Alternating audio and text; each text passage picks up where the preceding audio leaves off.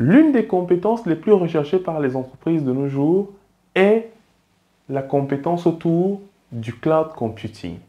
Et il y a pas mal de personnes, peut-être comme vous aussi, qui souhaitent démarrer à partir de zéro et surtout qui ne savent pas comment se lancer. Quel parcours cohérent suivre pour pouvoir répondre aux attentes des entreprises. Malheureusement, il y a plein de tutoriels sur Internet, il y a plein de livres, il y a plein de vidéos sur YouTube, mais malheureusement, les gens n'arrivent pas à atteindre leur objectif parce qu'ils n'ont pas suivi un parcours cohérent, structuré, proposé par des pédagogues et des formateurs qui le font au quotidien.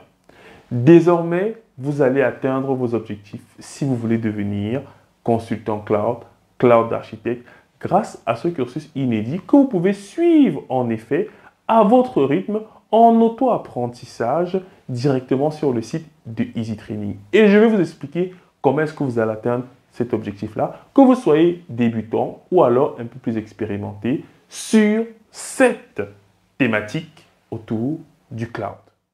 Ce cursus que nous avons appelé Parcours Cloud, qui porte bien son nom, va vous aider en effet à monter en compétence sur les technologies autour du cloud computing, comme je le disais, que vous soyez un profil junior ou alors beaucoup plus expérimenté. On commence déjà dans un premier temps avec les fondamentaux, parce qu'il est important de comprendre ce que le cloud nous apporte.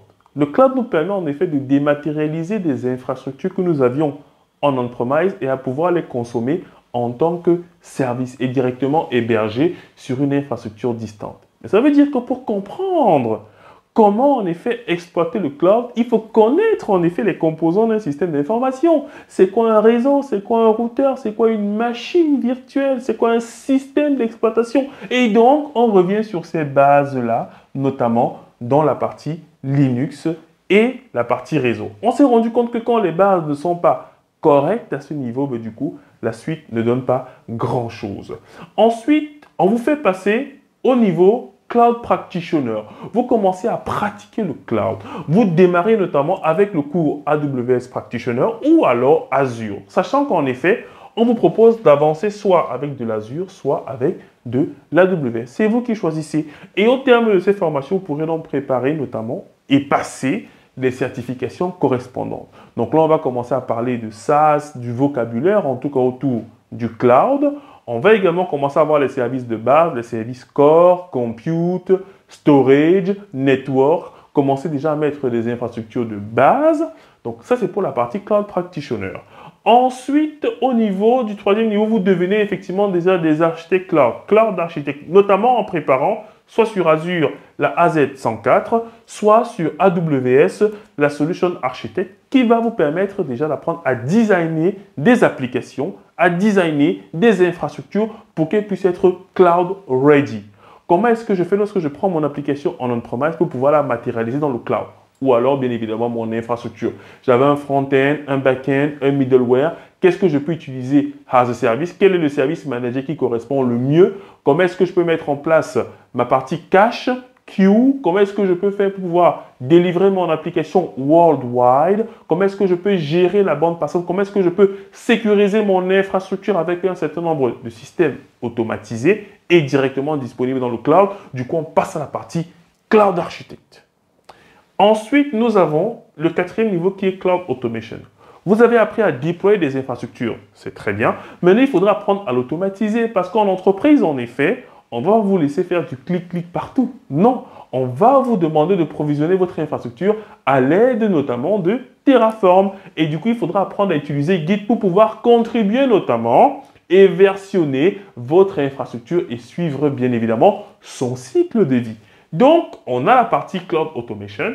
Ensuite, on passe aux microservices. Et vous allez comprendre pourquoi ensuite. Vous savez que maintenant, dans le cloud, il y a pas mal de services qui sont de type serverless ou alors qui permettent de mettre en œuvre des architectures de type microservices.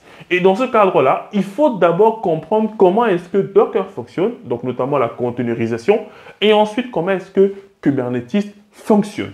Donc, lorsqu'on a vu ça, vous êtes maintenant prêt à passer à l'étape du dessus, Cloud DevOps Architect, où vous pourrez faire soit le cours AWS DevOps ou soit le cours Azure DevOps. Ces derniers, en effet, vont vous permettre de pouvoir automatiser, industrialiser la production de votre application ainsi que son déploiement en continu dans le cloud et notamment grâce aux notions qu'on aura vues plus haut. Donc, dans le cas, par exemple, d'AWS, on verra la suite code commit, code build, code start, code deploy et on verra également l'équivalent sur la partie Azure. Donc, AWS, vous pourrez faire la partie de gauche et ceux qui veulent faire Azure, ils pourront faire la partie de droite. Donc, c'est vraiment à vous de décider comment est-ce que vous souhaitez évoluer. Mais c'est vraiment un cursus, je vous l'ai dit les amis, qui part vraiment de zéro parce qu'on revient sur les fondamentaux des systèmes d'exploitation et ensuite, on vous amène petit à petit jusqu'à ce niveau où on rajoute en fait la couche DevOps qui est devenue vraiment un must-have